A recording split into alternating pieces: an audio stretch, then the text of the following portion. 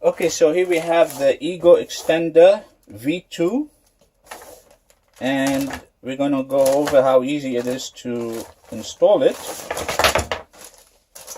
Basically, you're going to get the extender cable, you're going to get the plate,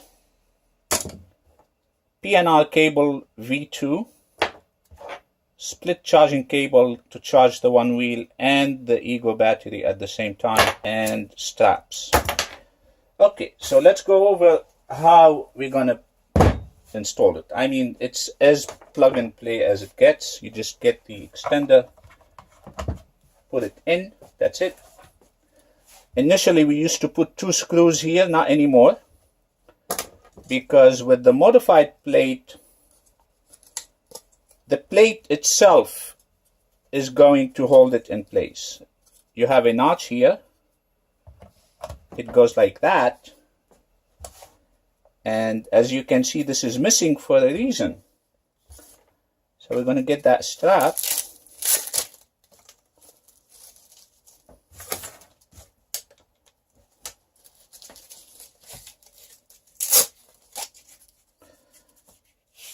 And we're going to go like that.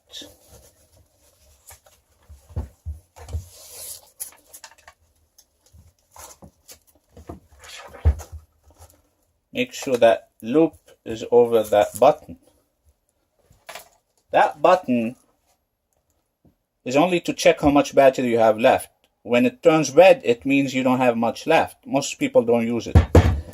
So anyway, now you have Velcro all over, and this is held in place, and you have an external battery that you can put on your fender or in your backpack. So let's go ahead and put it on the Onewheel. So here goes my good old V1, and I already have the other side of the Velcro strip in here. So I'm going to place it couple inches above the pad so I can slide my foot under. The advantage is that you can place it anywhere you like instantly. So let's put it right there. Another advantage is that with a thin plate it sits lower to the fender. So we're going to get this other strap with the hooks. We're going to go one on one end and then the other.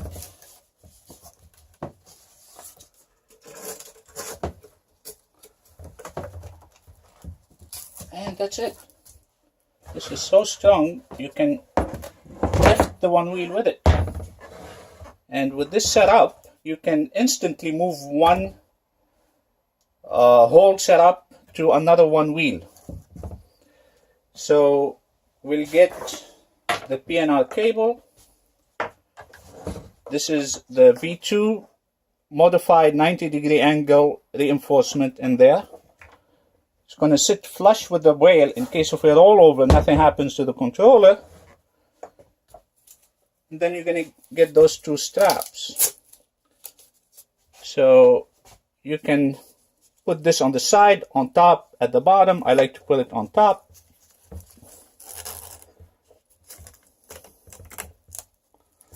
That's one. Here's the other.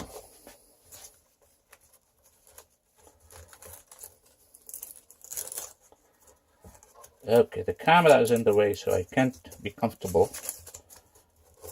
I think I got it. Okay, so here we go.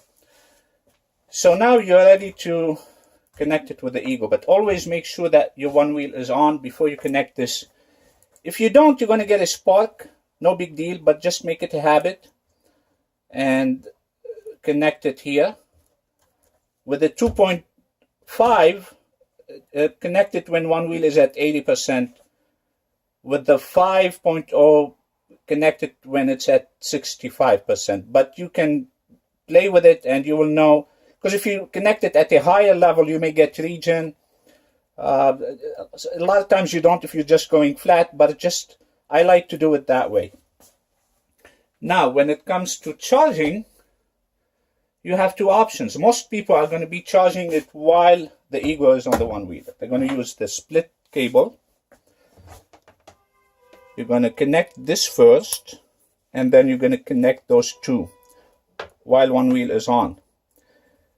Now you may wonder, why connect this first? If you connect these two first and then this, you may get a spark. Because if this and this touch, you're going to get like a little short. So I make it a habit to connect this first, and then I connect the ego, and then I connect the one wheel while the one wheel is on. And you're charging both at the same time. The other option you have, if you need faster charging, I have the 5 amp charger from Amazon, not this one, the other one, for $58, where I charge both faster. But if you already have an ego charger that's the rapid charger, and you want to charge the whole thing faster, all you have to do is take it out.